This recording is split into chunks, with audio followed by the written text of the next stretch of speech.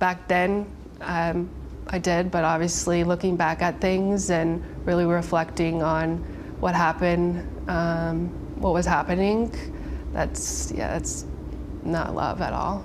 The roar of 100,000 fans at Michigan Stadium is enough to drown out almost any secret. For months, the program seemed untouchable, a bastion of tradition and success. But behind the bright lights of the big house, a storm was brewing in the shadows, a storm that wasn't about playbooks or championships, but about a series of choices that would eventually lead to a terrifying confrontation behind closed doors. For a long time, the public only saw the professional exterior, but when Paige Shiver finally sat down with ABC's Lindsay Davis, the image of the stoic leader was shattered forever. It began as a whisper within the university halls, a relationship that crossed every professional line imaginable. Shiver, a former employee who had been close to the program, finally decided the world needed to hear the truth about her time with the men at the helm. And the first revelation was enough to stop the sports world in its tracks. She wasn't just a colleague, she was a woman carrying a secret that could change his life forever. In an emotional moment that saw her battling back tears, she revealed a bombshell: she was pregnant. But this wasn't a standard story of a hidden affair. As Shiver spoke, the narrative took a heartbreaking turn into a medical nightmare. She opened up about being diagnosed with Pompe disease, a rare, grueling condition that robs the body of its strength and makes the simple act of breathing a daily struggle. This wasn't just a personal crisis, it was a life-or-death crossroads. When she sought support from the one person who should have been there, the response she claims to have received was cold and clinical. According to her, the message was simple: do what is right for your body. It was the first sign that the man the public worshipped was very different from the men she knew in private.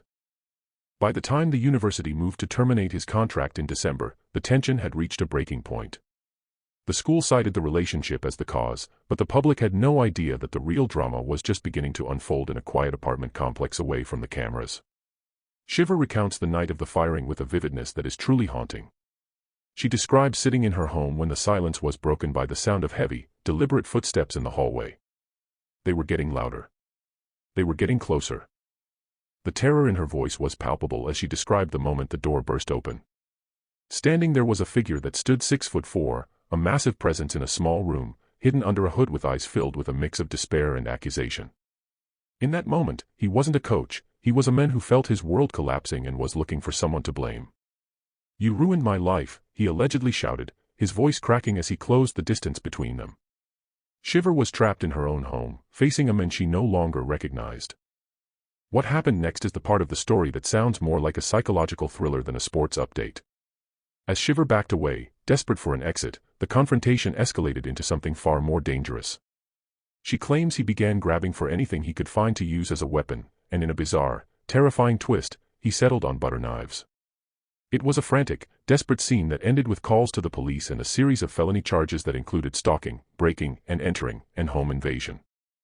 However, as the case moved toward the courtroom, the shocking truth took another turn that left many questioning the fairness of the legal system. On the very day a judge was set to hear the evidence regarding the arrest, a deal was struck behind closed doors. The heavy felony charges, the ones that could have led to years behind bars, simply vanished. In their place were 2 misdemeanors, trespassing and the malicious use of a phone. It was a legal pivot that allowed him to walk away without a prison sentence, a move that Shiver believes was a slap in the face to everything she had endured. Looking back on the interview, it's clear that Shiver doesn't just want people to know the facts, she wants them to feel the weight of the injustice.